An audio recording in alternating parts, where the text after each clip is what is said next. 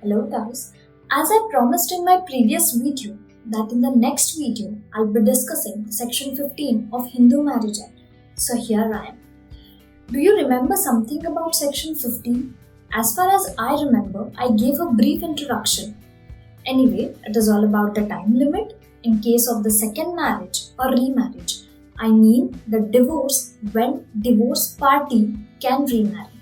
So let's first check out the wordings of section 15, what it states.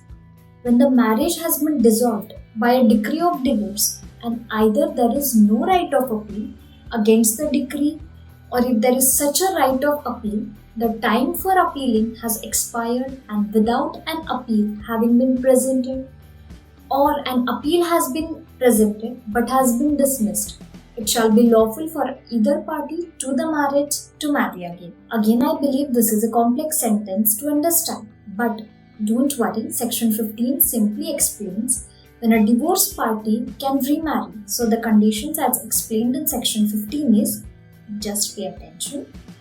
When a marriage has been dissolved by a decree of divorce in such condition, firstly, if there is no right of appeal against that decree in such a condition, the divorced party can remarry without any interpretation. Or secondly, if there is such right of appeal, but party did not make any appeal in a given period of time, and hence the time of appeal has been expired without an appeal, in this condition the divorced party can remarry. Or thirdly, an appeal has been presented but has been dismissed by the respective court, then again this condition, it shall be lawful for either party to marry again. However, for better understanding, I'll summarize and conclude section 15 as. See, according to section, the parties to the marriage may marry again if any of the following conditions is satisfied. The first is when the marriage has been dissolved and there is no right of appeal against the decree of court. Or second, if there is a right of appeal but the time has expired without filing an appeal.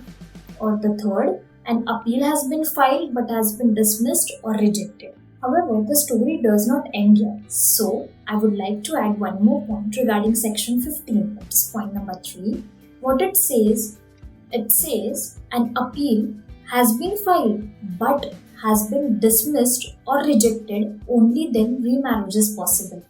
But in case of Mr. Anurag Mittal versus Mrs. Shelley Mittal, decided on 24 August 2018, the Supreme Court approved the remarriage, which was solemnized during the pendency of appeal against the divorce decree.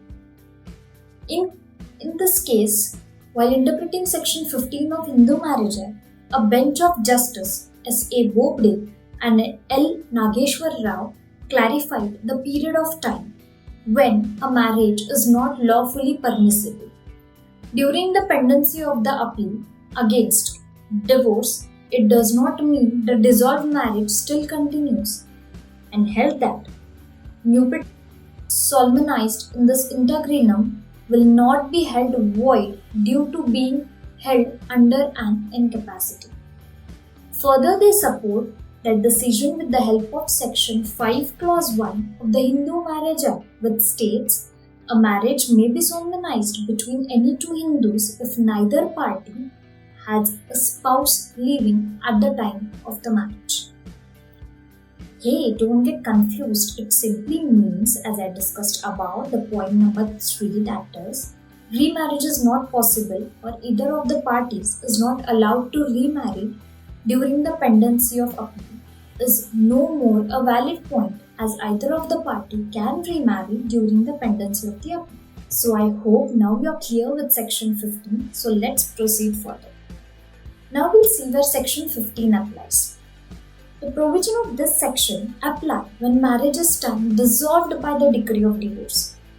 The section has no application to the cases of marriage declared null and void under section 11 and 12 of the Act, and parties to the marriage could remarry as early as per their sweet will. One important point to be noted here is when the person can remarry.